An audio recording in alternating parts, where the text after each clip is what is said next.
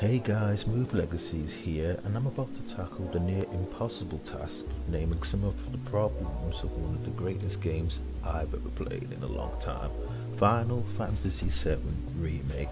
No game is without their faults, and truth be told, there are a few problems in this game, so let's see if we can name some of those issues that if rectified would have made the game even more legendary than it is now. Gonna be hard, gonna be real hard. And speaking of hard, number 7, hard mode, which for me, an unlockable, more difficult mode is always appreciated in any game I play. I mean, why wouldn't I give myself a reason to jump back into a game I thoroughly enjoyed? However, it just doesn't sit well with me how Remake executes its own hard mode in regards to the enemies you encounter. It's not like enemies have more moves, they're not more elusive or whatever, they gain no tactical advantage. The AI seemingly is no more cleverer than in normal mode. They just hit harder, like way harder, and that's it. I don't know, I think it's just a little lazy and irritating.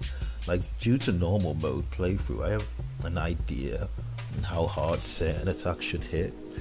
Then all of a sudden you're in a situation where there's certain shots that you were never really worried about are now putting you in the red.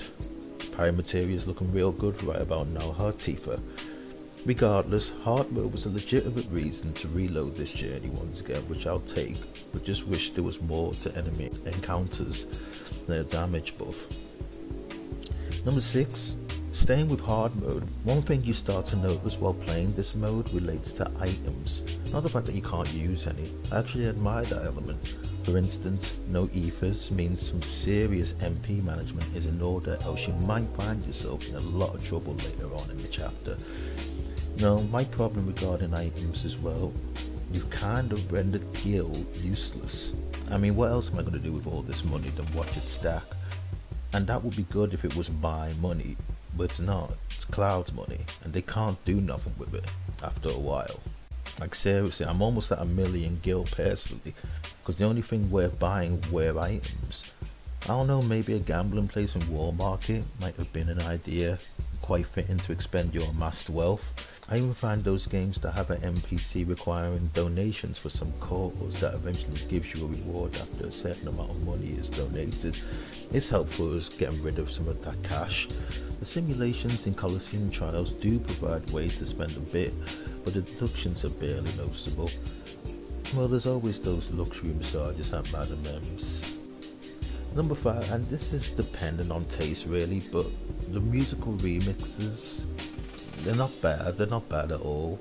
This game possesses one of the best soundtracks in the game that I can remember. Final Fantasy XIII is probably the closest rival in that respect. But no, I'm talking about remixes of songs that could never be topped, like never. I mean, Anxious Heart, you really tried to top that? I mean, what the again, the remade versions aren't bad. I just reckon it would have been best to leave some songs as they are. Some of these melodies from the original Final Fantasy VII are way too good to be replaced. Aerith's original theme, for instance, like, forget about it, seriously. Kinda reminded me when Street Fighter III Online Edition came out with all the remixed characters' themes. Yeah, that didn't really go very well. Don't get me wrong, I hated the Mako Reactor music in the original, so anything would have been better than that. But the issues make me dread songs to come, like Costa del Sol, which had great music in the original. Personally, I would definitely give it a go to remix the song, but you should just know when to fall back on the attempt. Square Enix did a great job with music in the original, so some songs needn't be replaced. By the way, regarding Jukebox, did anyone like those remixes? I personally could only listen to Scarlet's theme, seriously, the rest just didn't really do anything for me, but that's just me. Speaking of Scarlet, she ties into the next issue of airtime for certain characters, especially villains. She in particular only appeared majorly in about 3 cutscenes in the whole game, whereas the likes of Hojo and Heidegger, both my least favourite of the Shinra bigwigs, pop up on numerous occasions. I mean, maybe in the next episode they will have their moments. Reem seems to be that glimmer of change for Shinra engulfed in cruel darkness. And Palmer, looking very cruel as well, possesses some endearing mannerisms which I found quite entertaining to observe. The Turks are also a cool bunch, and Rufus, introduced late in the story, is also now in the fray. I just hope we can switch to their antics every now and then. Number 3, this is just silly to me because it's an unnecessary feature that didn't need to be there. Like, what is this? Is Cloud moving an iron rod with his toes? Barrett, stop, you already freaking stand so out. What are you doing? Oh, yeah, the physics of some objects is just not necessary. It's funny because I'm sure it's more effort to give the items physics than just place a box collider on them so they don't move.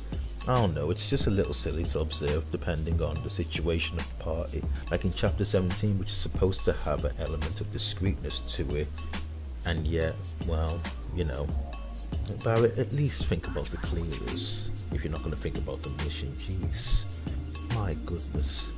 Number 2, in chapter 14, this is kind of the point of no return chapter where you leave your safety zone and tie up loose ends. You have a lot of time in this chapter and a few things to do, and one would argue even a few things to discuss amidst your peers, yet there's barely any interaction between the party during this chapter. Banter and conversation is one of the many beauties of this game, and it's just paused in chapter 14 it seems. Certainly this issue does not continue post 14, but I don't know, I felt the silence here due to it being so long. It's quite a free roaming chapter, so I think they should have taken Final Fantasy XV's example that had a few spontaneous random conversations between the three, at least 10 different ones. I'm not talking about full on cutscenes as well, just a little chat or traversing through places, but hey, it's one chapter where in that regard, this attribute fell short, which personally I can forgive. Just about. Finally, number 1. So, Cloud at one point had found himself in a fortunate situation where he had up to 2 proper dates penciled into his schedule, and yet he didn't go to one of them. Why? Well, the first one is supposed to be with Tifa, but he instead goes on a mission with Jessie, who, while on this mission, invites him over for food after the bombing mission is over. Now, the potential of this situation would have been rich for the building of Cloud and Tifa's relationship. Not so much Jessie, as she seems to not be so serious when it comes to a possible partner for Cloud. But because of the element of choice in this game, it would have made for a good optional encounter between going out with Jessie or Tifa, with Tifa being the correct decision of course. So because of the outcome of the Mako Reactor 5 operation, nothing ever happened with you and Jessie, and with Tifa, well, she didn't seem too bothered being stood up for Jessie's mission. Personally, Tifa plays it too cool if you ask me, but hey, what do I know? But the plus side is you get a date with Aerith if you want to call it that. But yeah, it would have been nice if they reworked it a little bit. That maybe you have the opportunity before the second mission to date one of the 2 girls. A few mini games during the date, maybe some quick time events, which depending on your success would have determined the difference between a bad date or a good date. It would have been fun to watch. Cloud's a bit awkward around women, it's part of his charm, and watching him when he's out of his element is usually the most warming, entertaining times in the whole game. But alas, there's no chance of that though. Sorry mate, what can you do?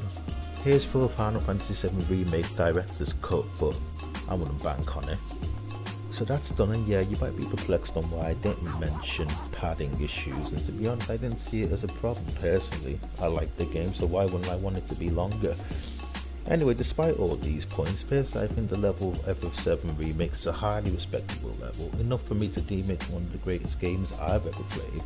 Anyway, maybe you thought differently and there were other issues that weren't discussed, and if so, feel free to comment on them. Let's discuss the issues mentioned in this video. For now, that's my list of the problems in FF7 Remake. Thanks for listening, subscribe, like, and see you later.